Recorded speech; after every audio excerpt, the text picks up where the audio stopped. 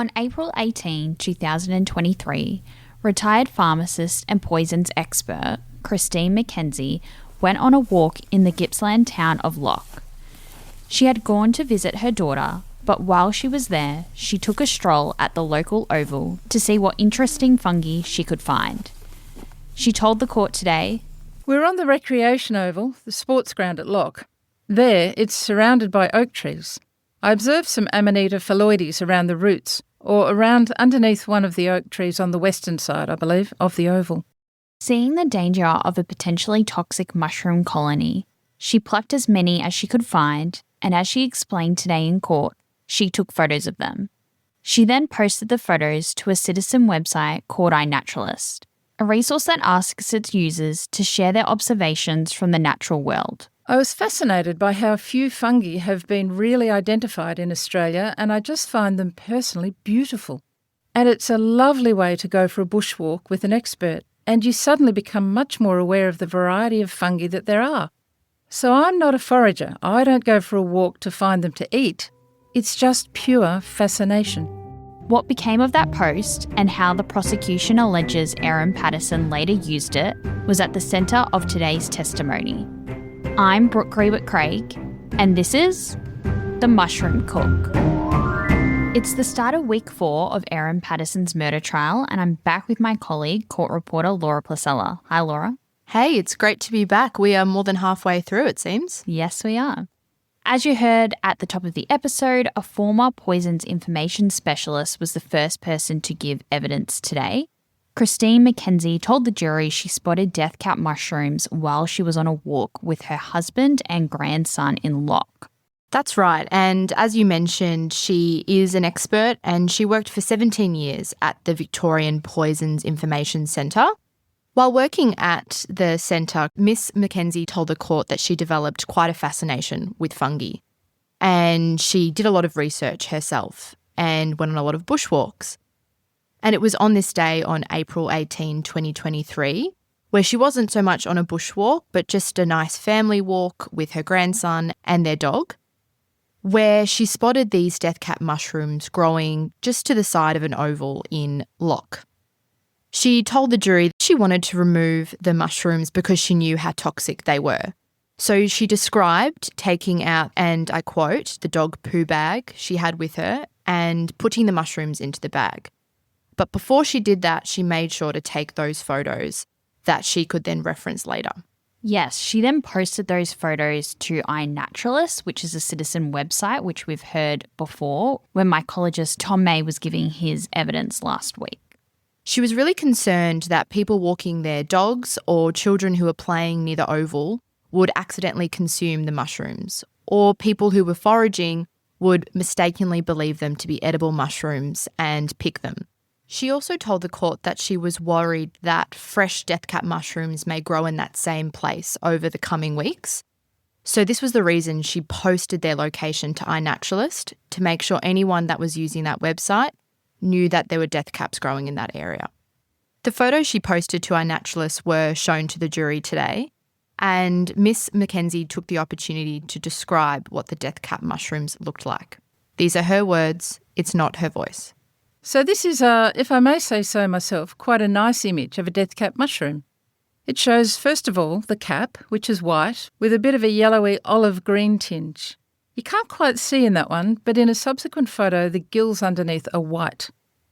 The staff, or stem, is sitting in quite a bulbous structure, and there's just hanging down underneath the gills, there's the remnants of a veil where it was connected when it was popping through the ground.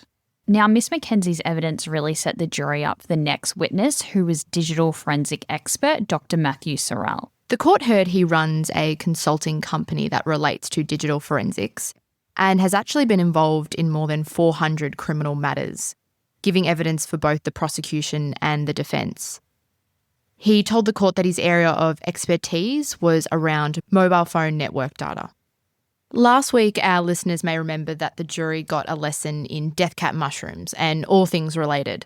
But this week, it's fair to say that they started getting a lesson in telecommunications networks.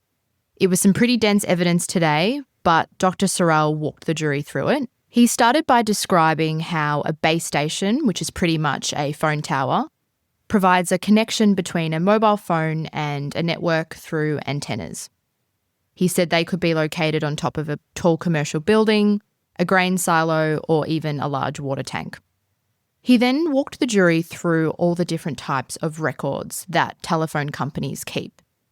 There were really basic records, he said, called call charge records, which contain the details around the phone calls you make, the texts you send, and the data you use. But then there was also some high-level records called event-based monitoring records, and the shorthand for this was EBMs. I won't bore our listeners with the details, but he explained how these types of records were a lot more rich with information, especially relating to timestamps. Dr. Sorrell told the jury he had been provided 4.5 years of call charge records from January 2019 to August 2023 relating to a phone belonging to Erin. That's right. So these are those basic records I just referred to. But Dr. Sorrell also told the court that he was given some specific EBM records relating to a few dates in April and May 2023 concerning the Loch and Outram areas, which are two townships near Leongatha. Let's begin with Loch, April 28, 2023. Before we dive into Dr. Sorrell's evidence, let's just remember that Miss Mackenzie's iNaturalist post was made on April 18, 2023, and she observed those death caps in Loch. Dr. Sorrell told the court today that it was his opinion that the records from Erin's phone indicated that there was a possible visit to the Loch area on April 28 from about 9 o'clock in the morning to about 10 o'clock. He said that when you looked at those EBM records, the mobile phone connected to base stations at Loch and Loch South at 9:08, 9:09 and again at 10:01. So the court also heard that Erin's phone was in Loch on May 22. Yes, that's right. So Dr. Sorrell then walked the jury through the fact that on May 22, this phone made repeated connections to some of these base stations in Loch. And on this occasion, the connections were happening every 5 minutes. And he told the court that this was consistent with the phone being relatively stationary in this area, which indicates a possible visit. So we've mentioned May 22 already. Where else was Erin's phone located, Laura? To answer this question, we might just take a step back and remind our listeners of some of the evidence from last week. The jury heard from mycologist or fungi specialist Dr. Tom May, who was asked about an iNaturalist post he made on May 21, 2023. He was in the Outram area going for a walk, and he told the court he observed death caps along a street called Nielsen Street. He then took some photos of the death cap mushrooms and posted them to iNaturalist. Just like Miss Mackenzie did. Exactly. The court then heard today from Dr. Sorrell, who said it was his opinion that, again, this mobile phone belonging to Erin made a possible visit to northern Outram, that is where Nielsen Street is located, 1 day later after Dr. May's post, on May 22. He said this visit was no earlier than 11:24 a.m. and no later than 11:49 a.m.